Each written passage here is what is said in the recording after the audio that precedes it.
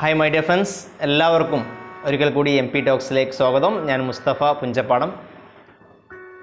നമ്മൾ ഇന്നോടെ ഡിസ്കസ് ചെയ്യാൻ പോകുന്നത് സിവിൽ സർവീസ് ആഗ്രഹിക്കുന്ന പല ആളുകളും എന്നോട് മെസ്സേജിലൂടെയും നിരന്തരമായിട്ട് ചോദിച്ചുകൊണ്ടിരിക്കുന്ന ചില ചോദ്യങ്ങളാണ്. എനിക്ക് സിവിൽ സർവീസ് നേടാൻ ആഗ്രഹമുണ്ട്, അല്ലെങ്കിൽ IAS IPS ഇന്നതാണ് എൻ്റെ ആഗ്രഹം.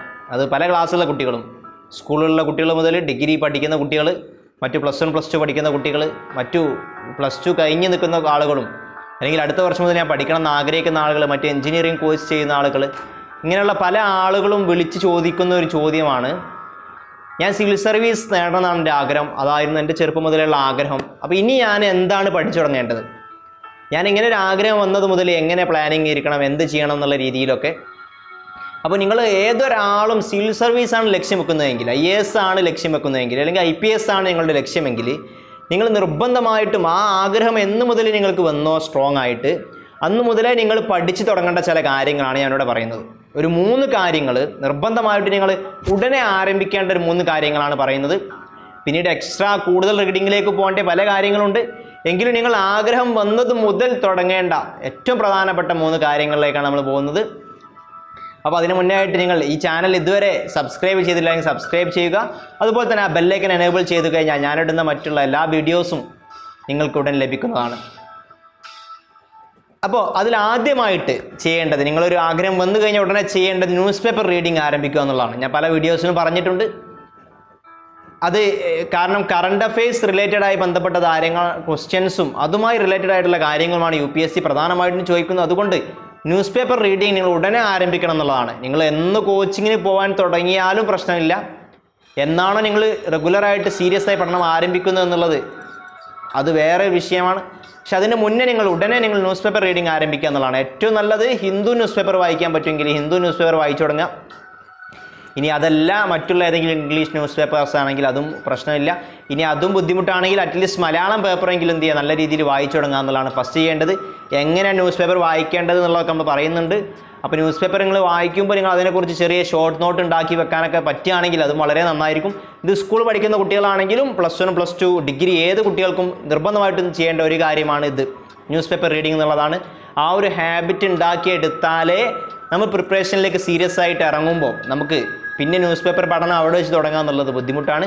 അപ്പോൾ ന്യൂസ് പേപ്പർ വായിക്കുക എന്നുള്ളതാണ് ഒന്നാമതായി ചെയ്യേണ്ടത്. രണ്ടാമതായിട്ട് നിങ്ങൾ ചെയ്യേണ്ട കാര്യം NCERT വായിച്ചു തുടങ്ങുക എന്നുള്ളതാണ്. NCERT 6th മുതൽ +2 വരെ NCERT ആണ് നമ്മളെ ബേസായിട്ട് നമ്മൾ പഠിക്കേണ്ട കാര്യങ്ങൾ. അപ്പോൾ അത് നിങ്ങൾ ഇപ്പോൾ ഏത് പൊസിഷനിലിരിക്കുന്ന ആളാണെങ്കിലും, ഇനി ഈ വർഷം തന്നെ കോച്ചിങ് ആരംഭിക്കാൻ ഉദ്ദേശിക്കുന്ന ആളാണെങ്കിലും, അല്ലെങ്കിൽ കോച്ചിങ്ങിന് നാളെ മുതലോ അല്ലെങ്കിൽ ഉടൻ ഈ മാസം തന്നെ പോകാൻ ആരംഭിക്കുന്ന ആളാണെങ്കിലും നിങ്ങൾ വായിച്ചു തുടങ്ങേണ്ടതാണ്.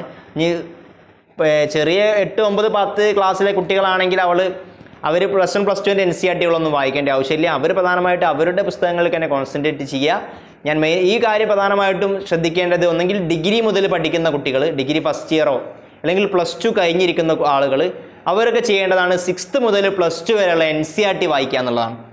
NCERT വായിക്കുമ്പോൾ അതിൽ സയൻസ് ബന്ധപ്പെട്ട കാര്യങ്ങളൊക്കെ 10ാം ക്ലാസ് വരെ മതി.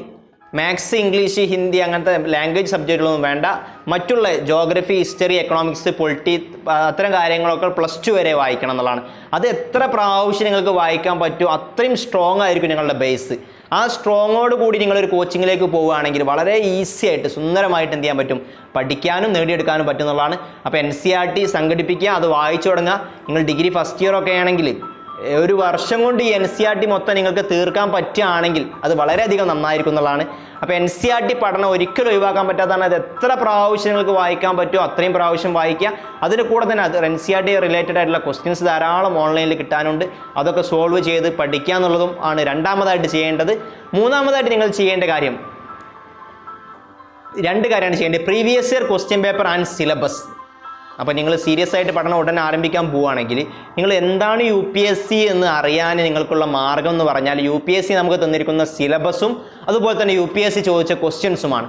അത് നിങ്ങൾക്ക് ഓൺലൈൻ UPSC സൈറ്റിൽ പോയി കഴിഞ്ഞാൽ ഈ 2 കാര്യം നിങ്ങൾക്ക് കിട്ടും.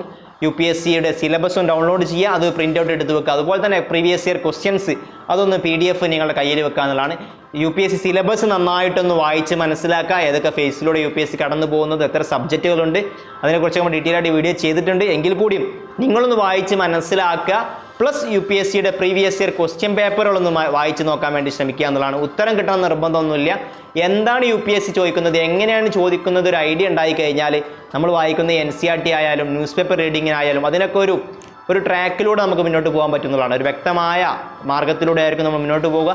അപ്പോൾ ഈ 3 കാര്യങ്ങളാണ് നിങ്ങൾ സിവിൽ സർവീസ് ലക്ഷ്യം വെച്ച് തുടങ്ങിയാൽ അന്ന് മുതൽ നിങ്ങൾ വായിച്ചു തുടങ്ങേണ്ട 3 കാര്യങ്ങളാണ് ന്യൂസ് പേപ്പർ റീഡിംഗ്, അതുപോലെ തന്നെ NCERT, അതുപോലെ തന്നെ news paper syllabus and previous year questions എന്നുള്ളതാണ്. ഈ 3 കാര്യങ്ങളും വായിച്ചുകൊണ്ട് പിന്നീട് കോച്ചിങ്ങിലേക്കൊക്കെ പോകുന്നവരാണെങ്കിൽ ഉടൻ കോച്ചിങ്ങിന് ചേരുക. ഇനി സ്വന്തമായിട്ട് പഠിക്കുന്ന ആളുകളാണെങ്കിൽ അവർക്ക് ഇതിൻ്റെ മുകളിൽ എക്സ്ട്രാ പഠിക്കേണ്ട പുസ്തകങ്ങളുണ്ട്. ആ പുസ്തകങ്ങൾ ഏതൊക്കെ നമ്മളിവിടെ പറഞ്ഞിട്ടുണ്ട്, അല്ലെങ്കിൽ മറ്റുള്ള സോഴ്സുകളിൽ നിന്നും അത് ഏതൊക്കെ പുസ്തകങ്ങളാണ് വായിക്കേണ്ടത് മനസ്സിലാക്കി ആ പഠനത്തിലേക്കും കടക്കുക എന്നുള്ളതാണ്. അപ്പോൾ നമുക്ക് മറ്റുള്ള വീഡിയോസുമായിട്ട് ഉടൻ കാണാം. ഈ വീഡിയോ നിങ്ങൾക്ക് ഇഷ്ടപ്പെട്ടാൽ ലൈക്ക് ചെയ്യാനും കമൻറ്റ് ചെയ്യാനും മറക്കരുത്. Okay, by.